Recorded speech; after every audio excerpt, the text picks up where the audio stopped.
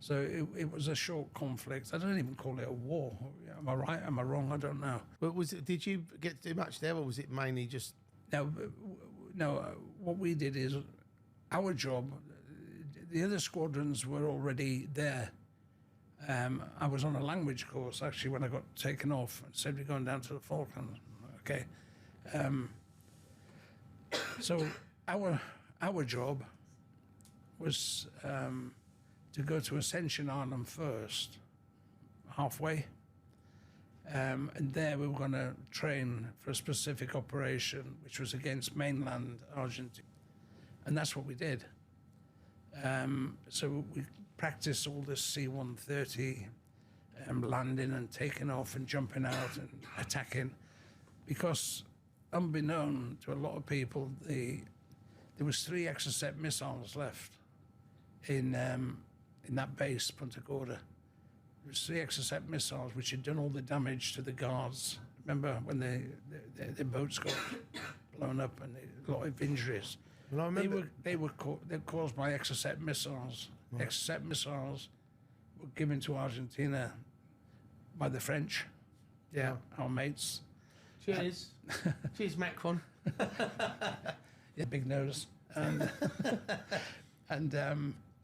our job was to stop those Exocet missiles being used. So we kept practicing to hit the Argentinian air base, find those Exocet missiles, destroy them, destroy the aircraft that flew them, the Super Etendars, right, and kill the pilots, and then escape and evade, if anybody was left, over the mountains into Chile, because Chile was a little bit friendly, because Maggie Thatcher was quite pally with Pinochet. right. So we had a safe, but it was nicknamed, for obvious reasons, Operation Certain Death, because 2 C-130s to land in the middle of Argentina with no air support, no nothing, and 60 guys, 70 at the most, and then take out all of them and then escape and evade when it was surrounded. The airbase was surrounded with Marines. I think you'll agree that not only would it have been hairy, Yeah. the chances of me sitting here today would have been like nil. But that was called off at the last minute. As you probably remember, we had 19 guys die in one helicopter incident. Yeah, I remember that. Right. Those guys were from 2 different squadrons, not our squadron. And there had to be a reshuffle of men, equipment, and so on, because they died instantly when that chopper went into the South Atlantic and plunged to the bottom. What caused that? Was it a mechanical fault, or was it... There's a number of... They said a bird strike, you know, the big albatross through the engine intake, overloading the helicopter, Yeah. because the guys were cross-decking, going from one to another boat.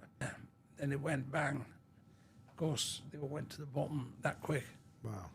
And there was 19 of them in one go. That's a lot of guys, isn't it? Yeah. And so our plan was taken off, and we were dispatched to take over. One squadron was coming out as we were going in, but the war finished a few days, not long after. Yeah. But to suffice to say that it was a big shock and what a waste of lives.